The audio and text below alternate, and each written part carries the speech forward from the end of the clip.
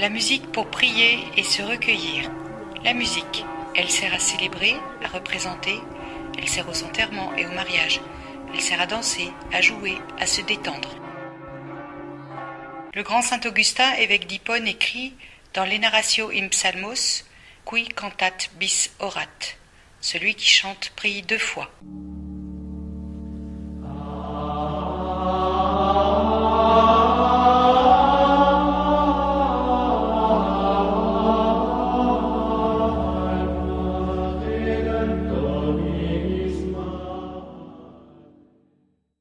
Un peu d'histoire.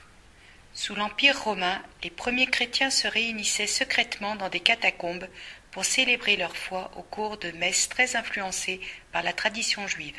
Elles se limitaient à 3 moments, une lecture, un psaume chanté et une prière.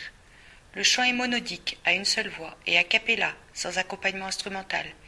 Il est chanté par un chantre, le soliste, et l'assemblée écoute. L'empereur Constantin en 313 autorise la liberté de culte. L'Église se développe et s'organise en paroisses. Il y a de nouveaux besoins liturgiques et musicaux. L'assemblée participe au chant. C'est la psalmodie responsoriale.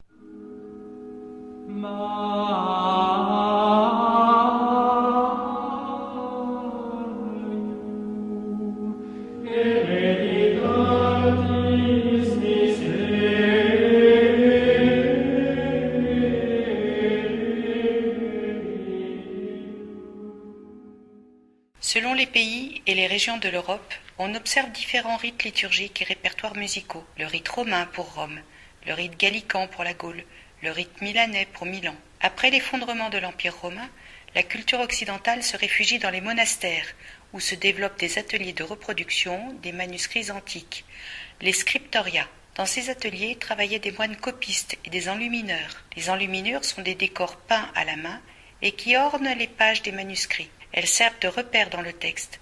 Elles illustrent et décorent la page. Certaines enluminures sont de vraies œuvres d'art, car à cette époque, rien n'est trop beau pour rendre gloire à Dieu.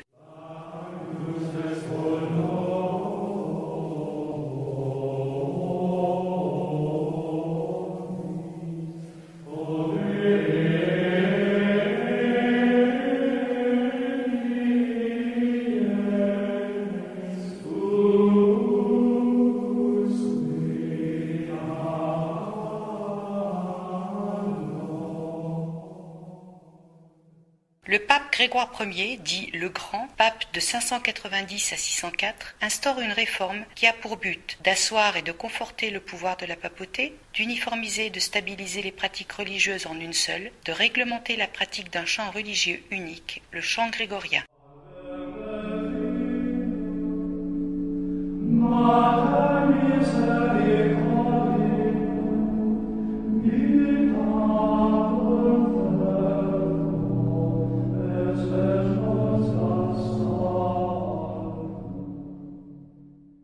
Au Moyen-Âge à l'Église, on chante le chant grégorien. C'est le chant sacré de la religion chrétienne. Ce chant est non pulsé, en latin, chanté a cappella, sans accompagnement instrumental. Le chant grégorien est un chant monodique, toutes les voix chantent à l'unisson. Il est habituellement interprété par un chœur, rarement par un soliste. Le chant grégorien donne une grande place au texte pour permettre l'intériorisation des prières chantées.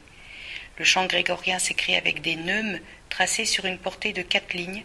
Le chant grégorien doit son nom au pape Grégoire le Grand, fin du VIe siècle. Lorsqu'elle est religieuse, la musique au Moyen-Âge est a cappella, chantée par les moines dans les églises des abbayes ou des monastères à l'occasion des messes et offices. C'est le chant grégorien. Lorsqu'elle est profane, la musique au Moyen-Âge est accompagnée par des instruments. Elle est destinée aux seigneurs et ou au peuple. Elle est interprétée dans les châteaux, les villages, lors des fêtes et divertissements. Ce sont des chansons composées sur des poèmes, des danses, des chansons à danser, accompagnées par des instruments, la cornemuse, le violon, la flûte, le tambourin.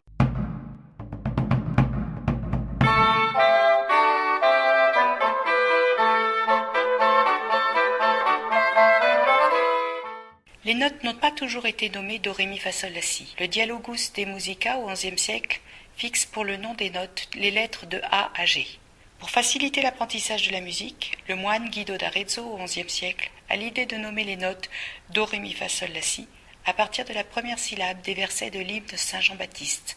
Aujourd'hui, seuls les anglo-saxons désignent les notes par les lettres de A à G. Ut quiantatis risolare fibris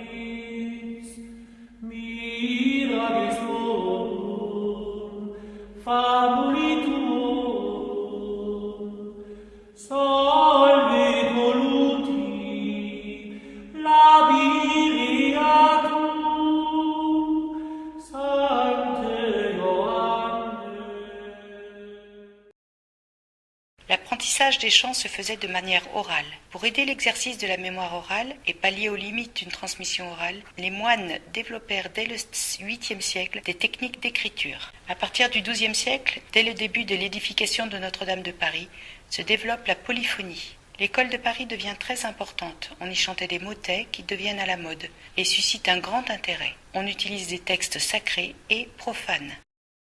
Le scriptorium était une salle chauffée du monastère. Elle était réservée aux moines copistes et enlumineurs. Ils copiaient, écrivaient, décoraient et reliaient les livres. Au XIIe siècle, l'écriture musicale connaît une importante évolution avec le remplacement du roseau par la plume d'oie. La pointe de la plume laisse une trace carrée ou en losange qui remplace le système des neumes.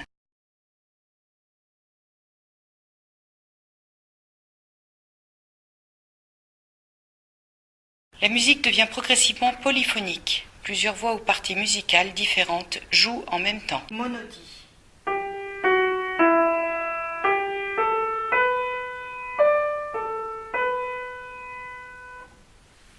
Monodie sur bourdon.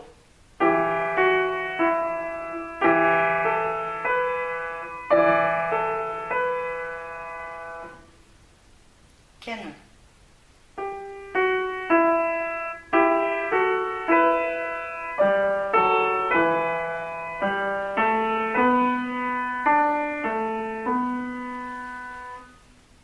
Polyphonie.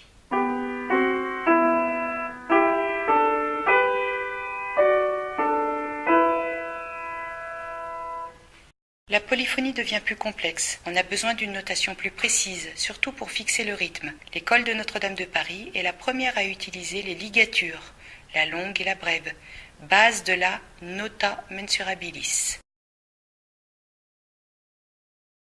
La notation musicale suit l'évolution de la pratique vocale. Cette évolution se retrouve également en architecture. Dans l'art roman du Xe au XIIe siècle, les églises adoptent des formes rondes et peu élevées, voûtes en arc en plein cintre, colonnes rondes. L'art roman correspond à la monodie, une seule ligne mélodique. Dans l'art gothique du XIIe au XVe siècle, les églises s'élèvent grâce à la maîtrise des jeux de force, empilement des niveaux grâce à la voûte en croisée d'ogives. L'art gothique correspond à la naissance de la polyphonie, empilement des voix, superposition de plusieurs mélodies.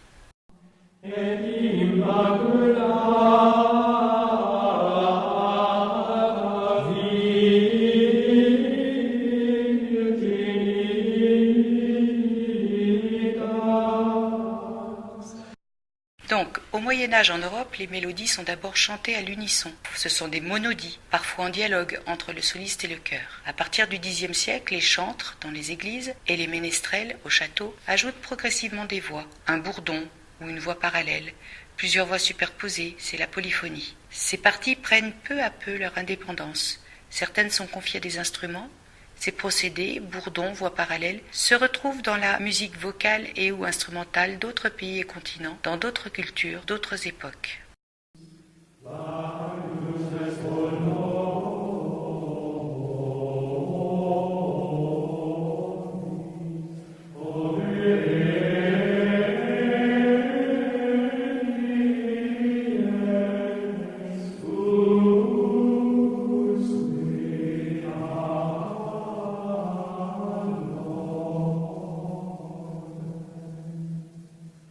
La messe. La messe est une cérémonie chrétienne, au cours de laquelle le prêtre célèbre le sacrifice de l'Eucharistie, actualisation de l'unique sacrifice rédempteur de Jésus-Christ. Elle constitue le point culminant de la liturgie chrétienne. Au cours de la messe, le chrétien est amené à rendre à Dieu l'honneur qui lui est dû, c'est l'adoration, à le remercier de ses bienfaits, Eucharistie veut dire action de grâce, à implorer le pardon des péchés, y compris pour les défunts, à obtenir le soutien de Dieu dans la recherche d'une sainteté de vie, à proclamer sa foi.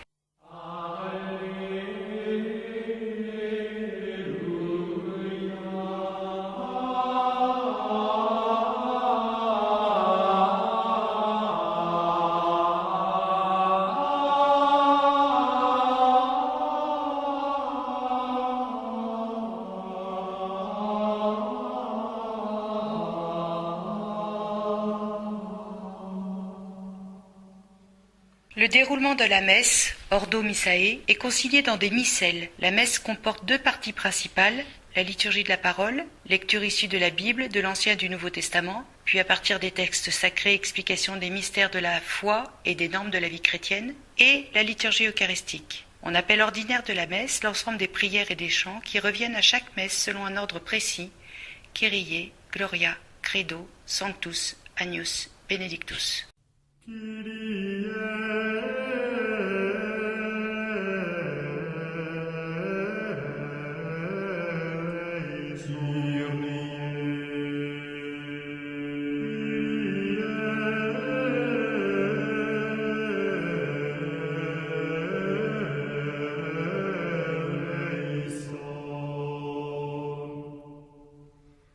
Pour les compositeurs de musique, une messe est un ensemble de pièces musicales qui accompagnent les rites liturgiques catholiques. Dès les premiers temps de l'Église, la forme musicale de la messe est indissociable de la liturgie. La musique permet d'orner une cérémonie religieuse. Ce que je retiens, avant le Xe siècle, au Moyen-Âge en Europe, les mélodies sont d'abord chantées à l'unisson. C'est la monodie, parfois en dialogue entre le soliste et le chœur. À partir du Xe siècle, les chantres dans les églises et les ménestrels au château ajoutent progressivement des voix, un bourdon ou une voix parallèle, plusieurs voix superposées, c'est la polyphonie.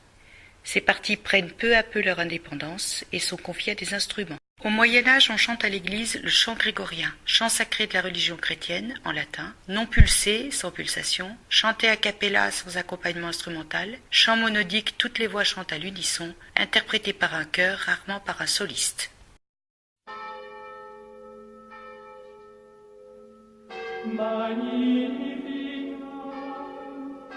Anima mea Dominum, et Spiritus Deus, in Deus